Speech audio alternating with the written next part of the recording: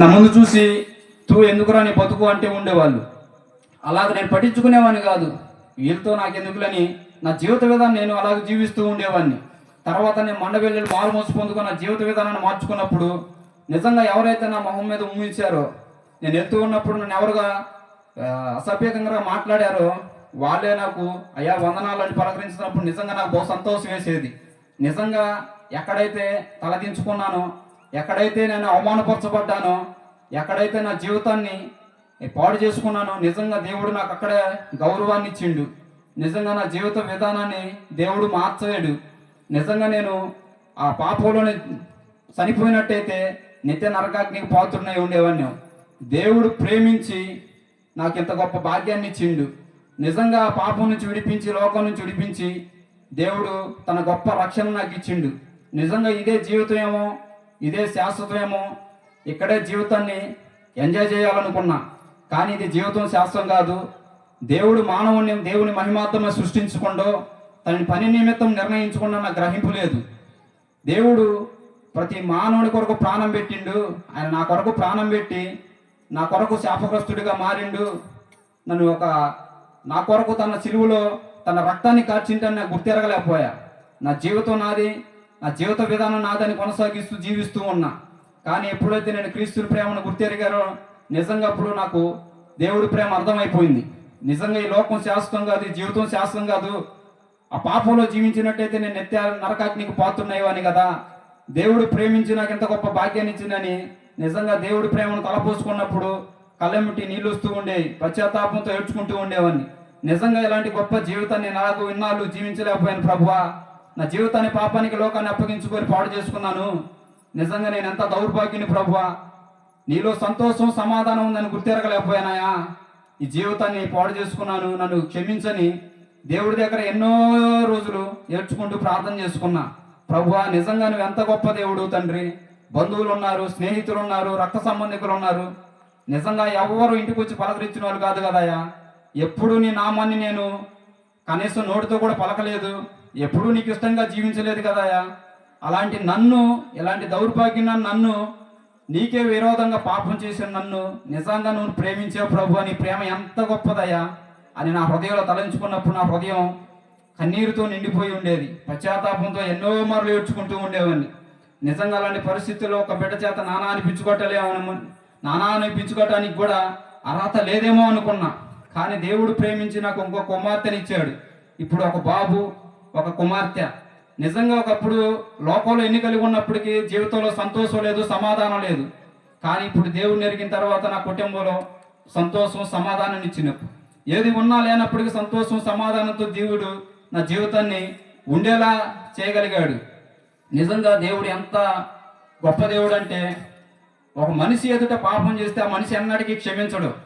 దేవుని ఎదుట క్షమించరని పాపాలు ఎన్నో చేశా. దేవుడు ఎంత ప్రేమ కలిగిన వాడంటే, నిజంగా ఇప్పుడు బైబిల్ పట్టుకొని మీ ముందు ఎంతో నీతిమంతులుగా నిలబడ్డాను. కానీ మనుషులు కూడా అసహించుకునే బ్రతుకునాది. అలాంటి అసభ్యకరమైన జీవితాన్ని, మీకు పురుగు ఒకటి తెలుసు, బొచ్చు పురుగు అంటారు. నిజంగా అది పంట పొలాల్లో ఉంటూ ఉండేది. ఆ పురుగును చూసినా దాన్ని పట్టుకోవాలన్నా కూడా ఎంతోమందికి అసహ్యం. అలాంటి పురుగు లాంటి జీవితం గొంగిలి పురుగు. అలాంటి గొంగిలి పురుగు లాంటి జీవితాన్ని చేతకొక చిలుకగా నా జీవితాన్ని దేవుడు మార్చగలిగాడు. నిజంగా దేవుడి ప్రేమ ఎంతో గొప్పది. అలాంటి పరిస్థితుల్లో నేను రక్షించబడి జీవిత విధానం కొనసాగిస్తున్నప్పుడు ఎన్నో శోధనలు ఎదురైని, కానీ దేవుడు కృప చూపిస్తూ బలపరుస్తూ ఉన్నాడు. తర్వాత నా జీవితాన్ని మార్చుకున్న తర్వాత సేవకుల మాటను బట్టి, అయా అక్కడ ప్రాంతంలో వద్దు, కొన్నాళ్ళు ఇక్కడ ఉండేది కానీ రమ్మన్నప్పుడు ఆ ప్రాంతాన్ని విడిచిపెట్టేసి దైవజనుల దగ్గరికి వెళ్ళి అక్కడే ఆ ప్రాంతంలో ఉండడం జరిగింది. అక్కడికి వెళ్ళిన తర్వాత ఎన్నో శోధనలు వచ్చినప్పుడు దేవుడు ప్రేమిస్తూ కృప చూపుతూ ఉన్నాడు. ఒక దినాన్ని ఇలాగే నా ప్రార్థనకి వెళ్ళేటప్పుడు నా భార్య ముందెళ్ళిపోయింది. నువ్వు పిల్లగాని తీసుకొని రా అని వెళ్ళిపోతాను అన్నప్పుడు ఆ కుమారుడు ఏం చేశారంటే బండి మీద ఎక్కి కూర్చున్నాడు. కూర్చున్నప్పుడు ఆ బండి మీద కూర్చున్నప్పుడు వేరే చిన్నపిల్ల ఒక అమ్మాయి వచ్చి ఆ బండిని లాగడం జరిగింది. ఆ బండిని లాగినప్పుడు ఆ బండి నా కుమారుడి మీద పడి కాలు ఇరిగిపోయింది. అప్పుడు నా కుమారుడికి 3 సంవత్సరాలు. ఆ కాలు ఇరిగిపోయినప్పుడు నాకు చాలా బాధేసింది.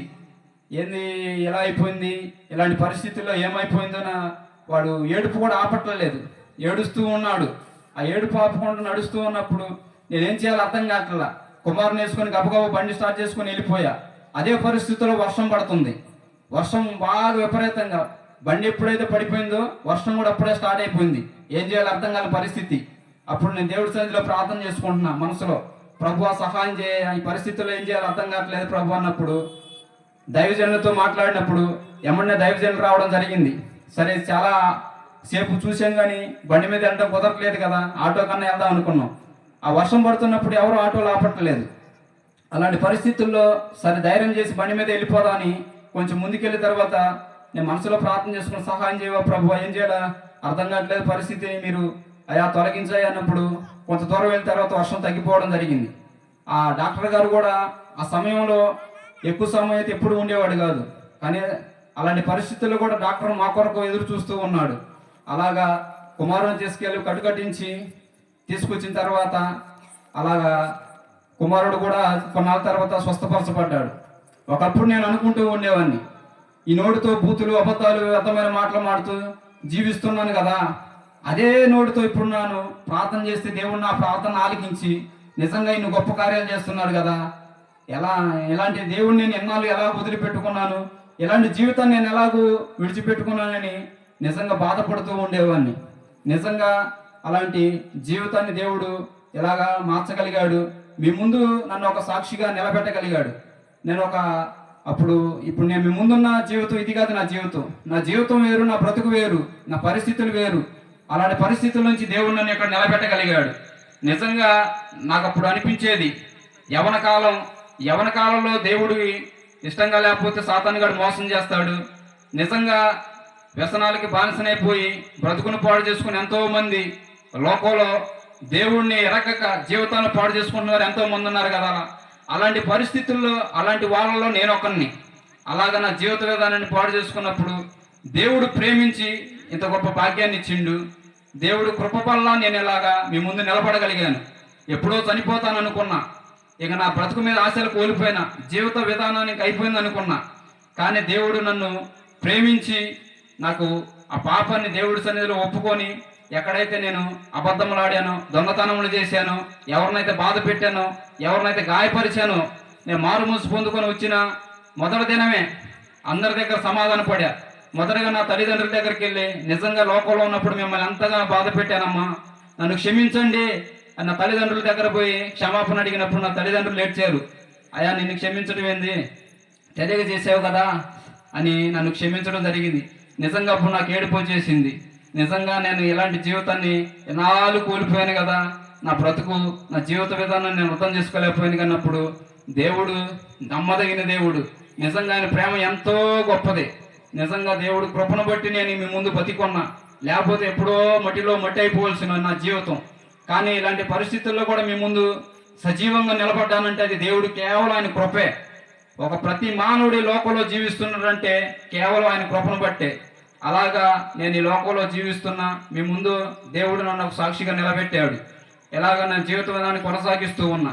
దేవుడు ఆ బంధకాల నుంచి, ఆ పాపం నుంచి, లోకం నుంచి నన్ను విడిపించి ఒక సాక్షిగా మీ ముందు నిలబెట్టాడు.